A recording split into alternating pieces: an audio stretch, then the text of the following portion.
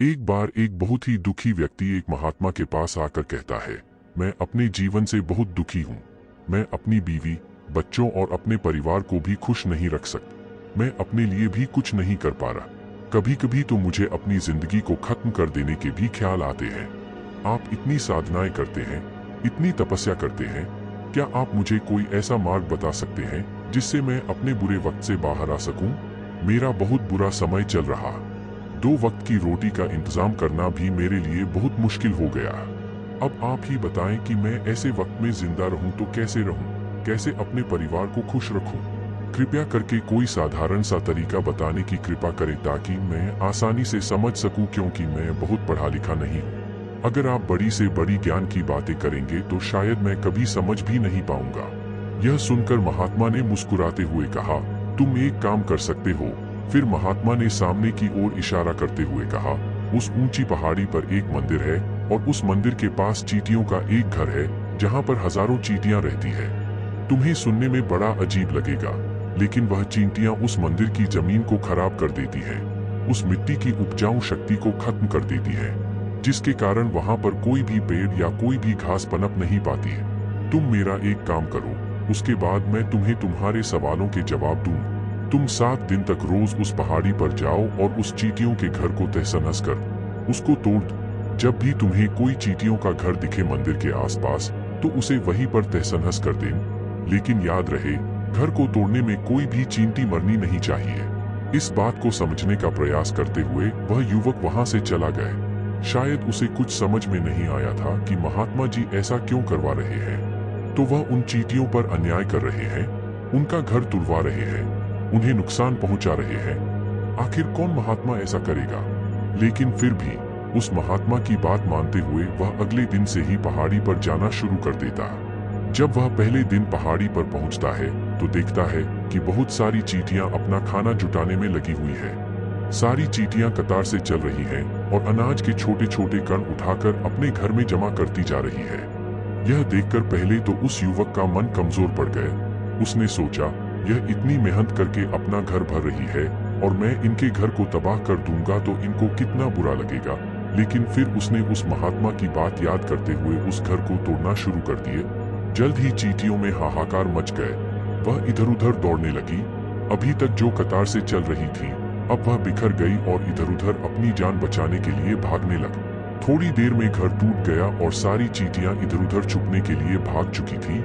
यह करने के बाद वह युवक दुखी मन से वापस अपने घर पर लौट आए। उसका मन परेशान था, दुखी था, पश्चाताप से भरा हुआ था। फिर उसने अपने बिस्तर पर रात में लेटे लेटे ही सोचा कि अब तो उन चींटियों का घर तबाह हो चुका है। अब वहां वापस जाने का क्या फायदा होगा, क्योंकि चींटियों का घर तहस नहस करने के लिए महात्मा जी ने कहा था, जो मैं कर चुका हूँ। लेकिन फिर कुछ सोचकर अगले दिन उसने फिर से जाने का निश्चय किया और अगले दिन सुबह सुबह उठकर वह वापस उसी पहाड़ी पर पहुंच जाता है। पहाड़ी पर पहुंचकर वह उसी जगह पर पहुंचता है जहां पिछले सुबह उसने उस घर को तहस-नहस कर दिया था। लेकिन वह यह देखकर चौंक जाता है कि उन चींटियों ने फिर से अपना घर उसी जगह पर बना लिया था और अब वह फिर से अपने घर के लिए सामान इकट्ठा करने में जुटी हुई थी। उस आदमी को देखकर लगा कि यह चींटियां कितनी मूर्ख है। इनको पता है कि कल ही इनका घर इसी जगह पर तबाह किया गया था और उसी जगह पर उन्होंने अपना नया घर भी बना लिया। और यह सोचकर वह आदमी हंसने लगा। लेकिन फिर से महात्मा की बात याद करते हुए उसने उन चींटियों का घर फिर से तबाह करना शुरू कर दिया। फिर से उन चींटियों में हलचल मच गई और थोड़ी देर में वह चींटियां इधर उधर अपनी जान बचाने के लिए भागने लगी। कुछ ही देर में उनका घर फिर से नष्ट हो गए और वह युवक थोड़ा संतोष के भाव से कि इस बार तो मैं अच्छी तरह से उस घर को तबाह कर दिया है। अब तो वह चींटियां यहाँ पर अपना घर बना ही नहीं पाएंगी। इसीलिए जाने से पहले उसने उस घर पर ठंडा पानी भी डाल दिया ताकि चींटियां वहां पर अपना घर ना बना सके। और इस तरह अपना कर्म पूरा करके वह युवक फिर से अपने घर लौट आए। आज रात में सोते वक्त फिर से वह युवक यही सोच रहा था कि क्या महात्मा यह सही काम करवा रहे हैं? क्या किसी का घर तबाह करना किसी सिद्ध पुरुष को शोभा देता है? क्या हो अगर वह महात्मा सिद्ध पुरुष हो ही ना? क्या होगा अगर वह मुझे बेवकूफ बना रहे हों? लेकिन फिर उसने निश्चय किया कि मैं अपने काम को पहले पूरा कर लेता हूँ, उसके बाद ही पता चलेगा कि महात्मा मुझे ऐसा क्यों करवा रहे थे। और यही सोचकर वह रात में सो जाता। अगले दिन सुबह उठकर वह फिर से उसी पहाड़ी की ओर निकल जाता। पहाड़ी पर पहुंचकर वह उसी जगह पर पहुंचता है जहां पर उसने उनके घर को तबाह कर दिया था और वह यह देखकर खुश हो जाता है कि वहां पर कोई भी घर नहीं था। सारी चींटियां वहां से भाग चुकी थी। अब उसने सोचा कि अब मेरा रोज रोज आने का क्या फायदा होगा, क्योंकि चींटियां तो अपना घर बदल चुकी है और महात्मा जी ने मुझे 7 दिन आने के बाद कहा था, लेकिन आज तो तीसरा ही दिन है। अब बाकी 4 दिन वापस आने का क्या फायदा होगा। और यही सोचकर उसने निश्चय किया कि यहाँ से वह सीधा उसी महात्मा के पास जाएगा और उनको यह सारी खबर बता देगा। जब वह वापस मुड़कर उस पहाड़ी से उस महात्मा की कुटिया की तरफ जाने लगा, तभी अचानक उसकी नजर एक और घर पर पड़ी जो कि चींटियों का ही बनाया हुआ था।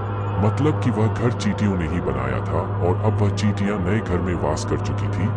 यह नया घर उनके पुराने घर से थोड़ी ही दूरी पर था और जब उसी युवक की नजर उस घर पर पड़ी तो उसने सोचा कि शायद महात्मा को पता था कि यह चींटियां अपना घर यहाँ से बदलकर किसी दूसरी जगह पर बना लेंगी, इसीलिए उन्होंने मुझे 7 दिन आने के बाद कहा था। और यह विचार करके वह उनका नया घर भी तोड़ने के लिए पहुंच जाता है। जब वह वहां पहुंचा तो चींटियां उसी तरह अपने कार्य में लगी हुई थी। वह अपने लिए खाना इकट्ठा कर रही थी और अपने घर में जमा कर रही थी। जब पुराना घर टूटा था वहां भी अनाज के कण बचे हुए थे और चींटियां वहां से भी अनाज इकट्ठा कर करके वापस अपने नए घर में ला रही थी। अब यहाँ पर फिर से युवक का मन थोड़ा कमजोर पड़ गया, क्योंकि वह खुद भी कमजोर था, खुद भी वक्त का मारा हुआ था। इसीलिए उसके मन में उन चींटियों के प्रति दया का भाव उमड़ रहा था। उनके ऊपर उसे दया आ रही थी। वह चाहता था कि उनकी मदद करे, लेकिन वह उल्टा उनको नुकसान पहुंचा रहा था। लेकिन उस महात्मा की बात को याद करते हुए उसने फिर से उस घर को तोड़ने का निश्चय किया और उसने इस बार बड़ी ही सावधानी के साथ बिना किसी चींटी को कोई नुकसान पहुंचाए वह घर तबाह करना शुरू कर दिए। वक्त थोड़ा ज्यादा लगा, क्योंकि किसी भी चींटी को नुकसान न पहुंचाने की शर्त महात्मा ने पहले ही रखी थी। इसीलिए उसे बड़ी सावधानी के साथ उन घरों को तबाह कर रहा था। लेकिन आखिरकार उसने उस घर को भी तबाह कर दिए और उस घर को तबाह करने के बाद वह बड़े ही दुखी मन से, इस बार वह पहले से भी ज्यादा दुखी था, क्योंकि उसने उनका नया घर भी तोड़ दिया था। वह उन चींटियों को बसने ही नहीं दे रहा था और वह अब अपने आप को शैतान या दानव समझने लगा था। लेकिन फिर भी उस महात्मा की बात को मानते हुए वह अपने घर पर दुखी मन से वापस आ गए। रात में सोने से पहले एक बार उसने फिर से सोचा कि मैं कितना सच्चा हूँ, कितनी गलत बात कर रहा हूँ। क्या कोई ऐसा व्यक्ति हो सकता है जो किसी और के घर को बिना कारण तोड़ता हो, जो बिना किसी वजह के दूसरों को नुकसान पहुंचाता हो? मैं इतना गलत तो नहीं हूँ। लेकिन फिर भी उस महात्मा की बात को मैं मान रहा हूँ। शायद उन चींटियों का घर तोड़ने के पीछे कोई बड़ा अर्थ छिपा।